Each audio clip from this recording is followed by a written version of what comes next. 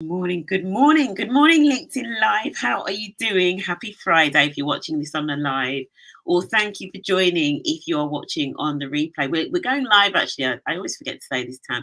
We're going live to LinkedIn and YouTube actually. Oh. So good morning. Yeah, and I'm joined by the amazing Thanh Catachanas. Have I pronounced that correctly, Thanh? Yeah, you have. Good morning, everyone. Thanks for joining us. Please say good morning wherever you are. Gosh, it's frosty. Is it frosty where you are, Thanh? It is absolutely freezing. I got home Yeah. at about 10 o'clock last night and it was already a deep Yeah. frost on the ground. So yeah, it hasn't changed. It hasn't changed. Yeah, it's Absolutely crazy. freezing. And some people know I've got my glasses on today because I've got tired eyes. You look fabulous, Cheryl. Late night last night. It's that time of year we were saying. I don't know what your diary is like in terms of kids' concerts and all of that sort of thing. It's crazy busy. Awards, dinners. Yeah, this sort of time, it's like client entertainment. It's like people who just want to be out and about, even though it's absolutely freezing and just, it's the festive season, isn't it? Everybody wants to go and have a drink with each other instead of doing it over a lunch. It's more like, oh, let's go after work. And it's like, and it's lovely, but it's getting that balance, isn't it? Definitely. So I've got the amazing Thanh Catachanas with me. So Thanh is, you've been in media for over 20 years, but at the moment you're the head of collaboration and acquisition at JC Decaux, which again, I hope I'm spelling that correctly, where you look after business growth in terms of your, I get you call it out of home advertising. That's the term for it, isn't it? Which was new to me, so I learned that new. And you also look after the Reach program. So tell us a bit about what you do at JC Decaux and what the Reach program is as well. So thank you for that, Cheryl. So yeah, I'm the head of collaboration and acquisition at JC Decaux. So I look after a variety of different sort of areas of the business, but predominantly I work with direct brands and create partnerships in different ways. And I'm also responsible for the audience-led programs. So there's specific programs where you want to reach certain audiences. One is Reach, which I'll talk about in a second, and one is Gen Gauge. And Gen Gauge is all obviously about reaching the Gen Z audience. So where there's kind of trends and changes in society in terms of the way that people want to reach different people from different different so-called groups, that's what we specialize in. Right. Okay. And we use out of home to do that. But my labor of love and sort of my passion is working and delivering the Reach program, which is all about harnessing out of home's inclusivity, because it is a community focused medium within the community at the intersection of different cultures, and using the power of that public screen to kind of increase and amplify representation of the communities in which it exists. So I do that in a couple of ways. From a business kind of perspective and as a commercial imperative, we work with mainstream brands and agencies, talk to them about how they can be more inclusive in their marketing and their advertising, and how to inclusively plan using different data sets so they can reach those audiences more effectively, more powerfully, and with the right sort of messaging. And then if our mission is to kind of increase representation of these groups on our screen, I think the fastest and most effective way to do that is to actually work with ethnically owned and diverse founders and their businesses. So I specifically seek out businesses that are owned by diverse founders and help them use out of home, because they're naturally more diverse, more inclusive by their very nature. Amazing. And just explain for people that aren't familiar with that term, out of home. What do we mean by out of home? So what is it that people see out of home that JC Decaux does? So we, like I said, we're at the intersection of all of the different communities, and we do that by being roadside. So, we might be on a bus shelter, for example, sort of like, we might be on a bus shelter. We might also be on like a standard billboard, right through to like some massive iconic towers that are at the busiest intersections on like main arterial roads. We're also in shopping centres, for example, Heathrow Airport, Edinburgh Airport, Tesco's and Waitrose screens. So literally out of home basically means any advertising that is not happening, that is on a screen or on like a paper billboard or something like that, that is not inside your house. So it's kind of been reframed from outdoor advertising, because obviously if you're at Heathrow or if you're in a shopping centre, you're not outdoor. So it's all that, and at the busy train stations as well, like your Waterloo Motion screen, there's that huge European, that screen is the biggest screen in Europe. That's kind of what we are promoting our clients on. Wow, amazing. Good morning, Shane. Thank you for joining us. Happy Friday. Happy Friday. Happy Friday. Yeah, so out of home advertising, and as you said there, and obviously where what we're going to pick up in this conversation, something that we talked about. So in fact, before I get into that, so obviously the way that we met, so JC Decaux are obviously sponsors of the Amazing Black Talent Awards, and you were a judge. Thank you for that. So I look after judging for those awards, and that's how we met. So you know, really great to have you guys involved. Yeah, Shane, thank you so much for joining. You know, whoever's joining, wherever you're joining from, please feel free to answer questions, because what we're going to get into now is, as the topic says, diversity washing, inclusive advertising. It can be tricky for advertisers to get right, this whole space. So interesting, you know, you say you work with organizations around getting that right. I always like starting with some facts and figures. So so the Kantar Media Reaction Study said most marketers, it says most, but it's really like just over 60% are saying that they're confident that their ads are inclusive. So actually what that means is there's nearly 40% that are saying that they're not confident that their ads are inclusive. And that goes across, you know, inclusive representation in terms of gender, ethnicity, which obviously we talked about in terms of, they call it here, racially balanced content. They also talk about avoiding stereotypes, which is really interesting. We might come on to that.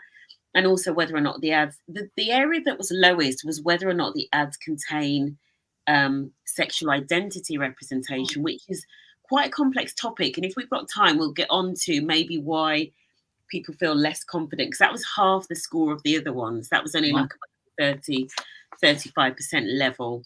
So when I put the post out for this, and when we were talking, you brought up some really great examples of advertising gone wrong.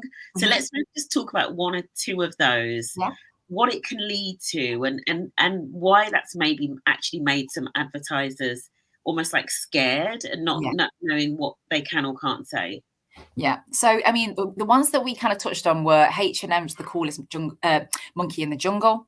Obviously, Kendall Jenner diffusing a riot with a can of Pepsi, you know, and then we also had Dove's Real Beauty campaign that we talked about. So let's start with like kind of H&M's Coolest Monkey in the Jungle. So for those of you who haven't seen that advert, H&M, it was a while ago now, it was in 2017. H&M had a jumper that said the coolest monkey in the jungle, and they put that on a young black boy. And it's now I'm sure there's lots of gasps in the audience that I can't hear at the moment, because also when I saw that advert, it was really shocking. And it was kind of like, it felt really like, how did this happen? You know, like, this is so kind of like, this, you know, this is really racially insensitive, you know, at the lightest way of saying it, you know, in the most generous way of saying it. And then, you know, and a lot of people obviously on social media and commentary around it was that it was also just outright racist. And The Weeknd, you know, the music artist The Weeknd, he actually had collaborations with H&M and just severed lots of ties. And it kind of, lots of celebrities kind of weighed in on the conversation as well. And the only kind of explanation that I can possibly have for a brand like H&M to make such a misstep like that is that they just don't have, at the time, diversity throughout the organization. Because at what point does somebody not say, what's this ad? And when you say within the organization, do you think specifically also like within the marketing teams? Yeah, definitely. So within, you know, there's, it's very difficult to kind of explain why. Do you know what I mean? But marketing isn't. Obviously, I work in marketing and advertising, but we're not massively represented as an ethnic minority groups within the industry. We have specific organizations like Media for All that are kind of networking groups that are specifically kind of targeting and increasing recruitment, retention, and working with those people to rise within the industry that are from, you know, different minority ethnic backgrounds. But we are traditionally underrepresented in those sorts of kind of careers and those professions. So what you find is that you've just got a lack of diversity, you know, within these teams. So they, you know, I don't think I can, and I do honestly believe that H&M aren't out there to try and be racist as an organization, because from a social perspective, but also from a financial perspective, like, why would they do that to themselves?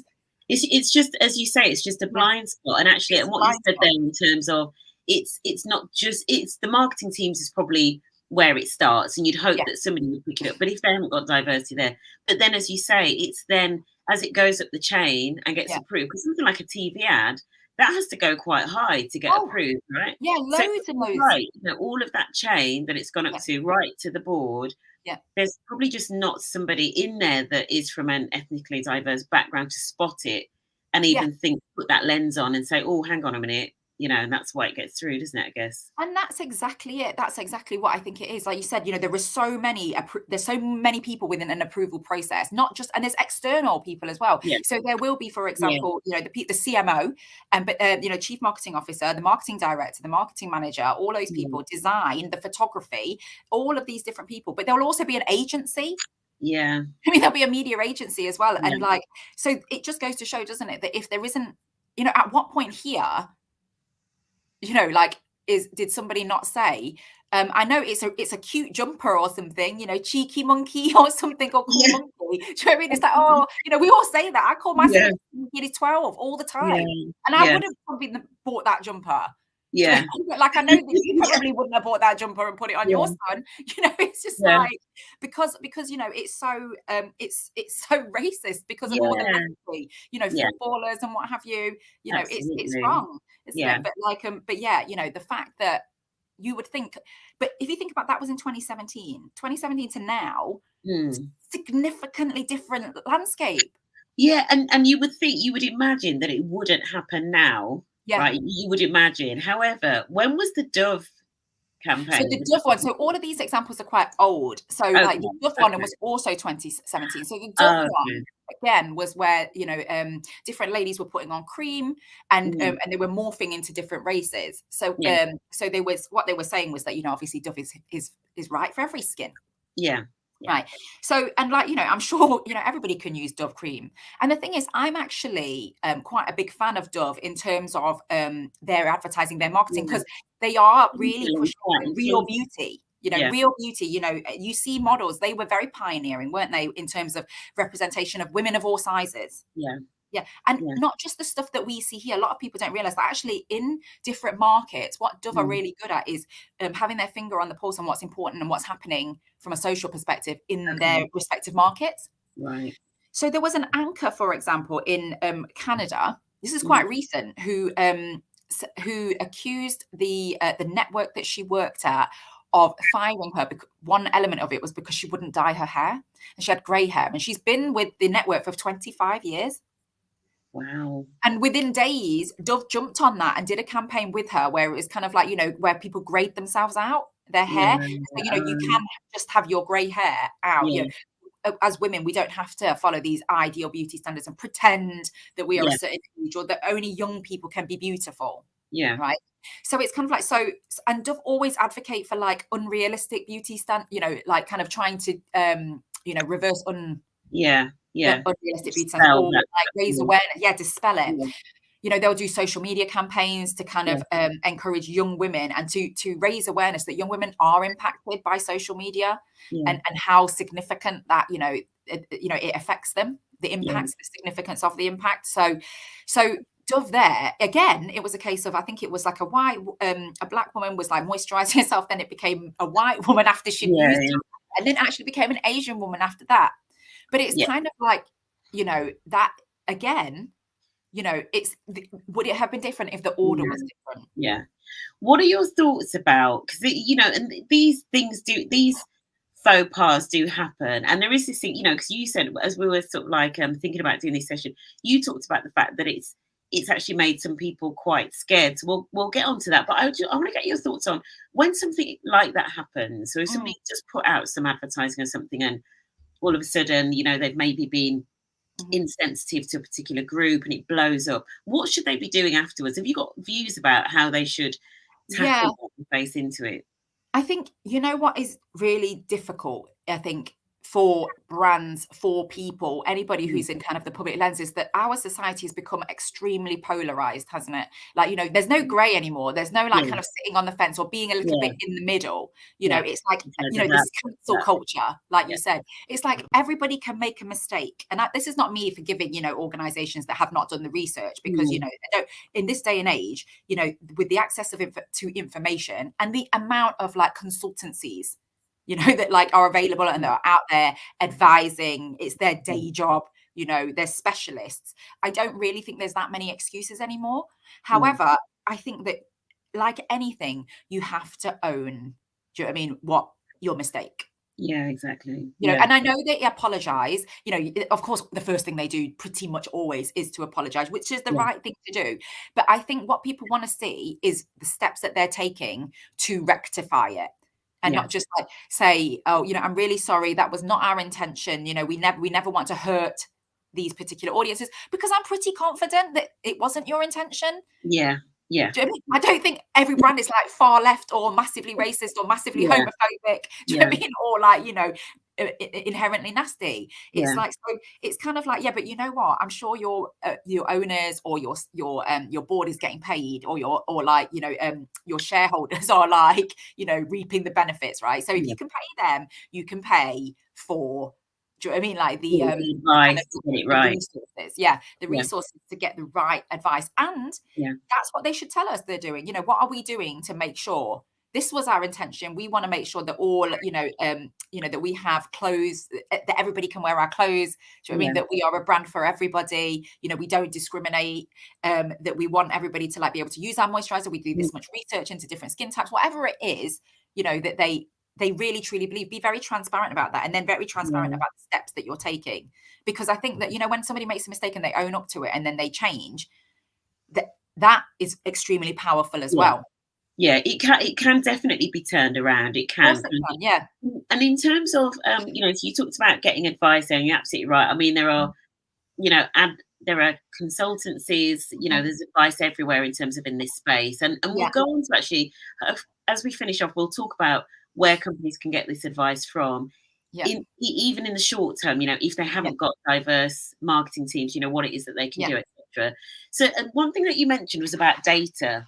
Yes. So I wanted to ask you about, you know, how you sort of help clients with that in terms of data and that lens around the demographic for certain regions or site types. I mean, obviously, you know, I do a lot of work in Birmingham, you know, it's my home city. And we know that that's, for example, certainly in terms of ethnicity, it's one of the super diverse cities. So how do you help brands sort of navigate that in terms of areas and regions, etc.? So we are really lucky because we do invest in lots of different data sets. So I mean, in terms of, so from the beginning of my kind of media career, when the first thing we do is obviously find out from a client who their target audience are. And it, you know, and it can be something like ABC1 males 25 plus who like to play on the PlayStation, right? So it can be that specific. So when it comes to kind of diversity and inclusion and kind of like, you know, looking to reach, it isn't necessarily that they are trying specifically to reach, you know, Black females. Sometimes it is, you know, like I worked on a campaign for Rucker Hair, you know, women of color. They specifically want to reach women of, you know, Black women or women of color that are a certain age and that are in a certain profession. But the majority of the time, like when it's like a kind of a brand that's like for everybody, what they're trying to do is make sure that the creative, and if it speaks to those particular audiences, because it's about contextualization that's most powerful, and about, you know, there are so many different stats. I think it's something like 59% of people will feel closer to a brand if they feel like it's it's considering ethnic minority groups, even if they're not from an ethnic minority. You know, and then they're more likely to trust that brand, and that they feel like it's a brand for them. So with that very powerful kind of stat, what you'll find is that they want to sit. So if, for example, Birmingham is a super diverse, you know, like city, which we know it is, it's majority minority, there will be certain hot pockets of the UK, and in Birmingham where it's particularly Muslim, or, you know, there's more Black people.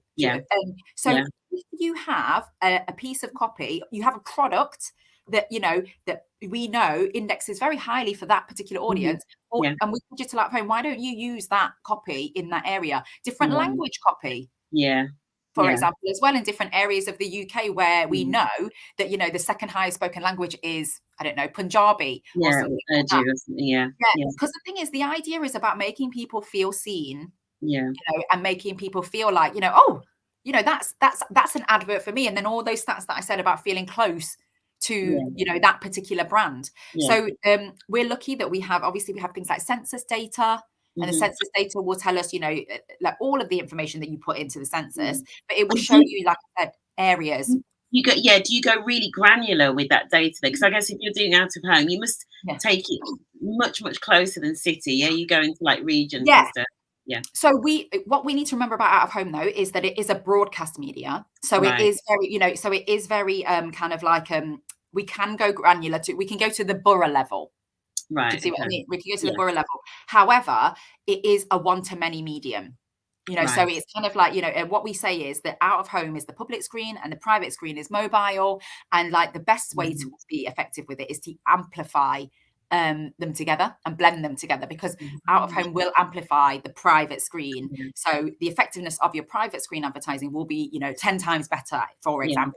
It will increase all the metrics like, your attention, activation, consideration. But it's not just that data. What people don't necessarily know about out of home is that every 3 months, an organization called Root, which essentially helps us with our audience delivery and will tell us how many impressions a particular site will deliver for a particular audience.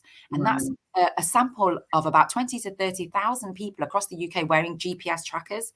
So they're just going about they're just going about their day, and we're recording. I mean, like when they pass different sites, whether it's a shopping centre, whether it's like a bus shelter, whether it's like a big billboard, or it's the airport. So that data will tell us, obviously all the demographic information that they provide, but also we call them viewed impressions. So there's a certain kind of like area around a site that you have to walk into for it to be considered a viewed site. Because just because you walk past it doesn't mean you will see it. It's almost like, wow, that's absolutely fascinating. I'm learning today. It's almost like the equivalent of, I guess, like almost like views on social media, right? Who's in that vicinity? How many seconds, and like, because the thing is we can scroll past an ad, can't we? On we can be scrolling, and just because an ad came up doesn't mean that we looked at it and that we engaged with it. So it's the same. How so how do companies get it right, and how do they connect in a way that's authentic? So let's go back to the diversity washing thing, because obviously what we don't want is just tick box stuff, just throwing in I think, do you know what, if I were to reflect on even things like, say, how the Christmas ads have gone, because you often see, maybe like a mixed race family with, a woman with curly hair, afro hair, or like she's got braids or something like that. How can companies avoid doing that, the tick box thing, where it's not really authentic to who they are? You know what? The whole mixed race thing, because like it was basically 2020, was it, in 2021, where all of a sudden every advert was like of a mixed race couple, of a mixed race family. And like, the thing is, I come from a mixed race couple, right? So it's kind of like, this is just me, but like I quite enjoyed those adverts, right? Because I saw myself reflected, right? And also, like, and lots of people are always really shocked about that when I say that, right? And it was like, I'm very lucky. I don't think that being in a mixed race couple with for myself has been that controversial for me. Right. So, I mean, I haven't had any like serious racial backlash as a result of that. I've had the odd comment here and there, but I know that for other people it's very polarized. Different cultures don't like it. But the reality is that mixed race people are the fastest growing demographic. Yeah. So if you're mixing race, right, that's actually what it looks like. Do you know what I mean? Like when that happens. However, you're right. Every other advert became that, right? So it's kind of like, and I think the thing is when it wasn't before. So if you compare that's the problem. That's the problem, right? The flip in 2020, they weren't doing it before. Yeah, exactly. Yeah. So you're absolutely right. It just felt like it was a tick box exercise. And I think it's kind of watching the consistency. Yeah. After that. Because actually, if you could flip it again and say that maybe brands finally felt emboldened to be able to do that. Yeah. Who knows, right? But let me give you an example of when brands get it right. Right. Last year, I don't know if you saw it or not, but Tesco's did a campaign, a Ramadan campaign on out of home where the plates filled up. Amazing. When the it was I talk about it all the time, right? The ultimate inclusive campaign. So I know the gentleman that is responsible for that advert, the agency. His name is Asad Dunner from the Unmistakable, and he is a D&I agency. It was stunning. Like, so when I saw that advert, I was like, I need to find that man. or that woman, whoever it is, I need to find that person because I need to congratulate that person. And also because like I was so in awe of that advert. So it's also take away the kind of ethnicity lens to it. It's such a powerful piece of advertising because it's using dynamic out of home at its very best, right? Use, when the sun goes down, bearing in mind that the sun goes down in different places at different times as well, right? So what they would do is they would use that trigger and then the plates would fill up when the sun goes down in Scotland, in Nottingham, in Birmingham. Super clever, because obviously in Scotland it's later than here.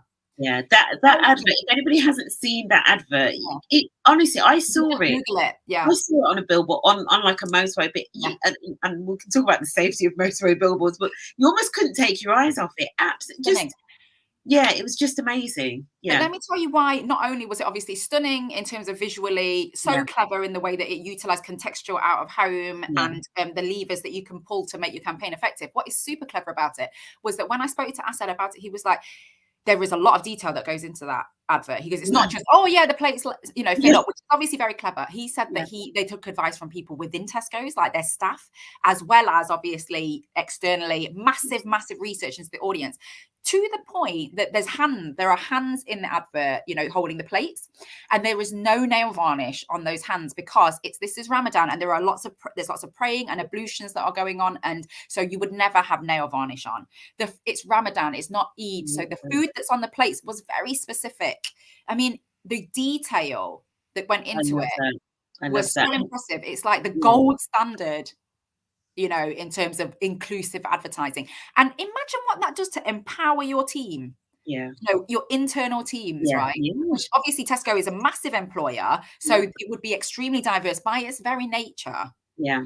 So it's like that's doing it right and reaping all of the commercial benefits that go with that. As well as like a more engaged workforce.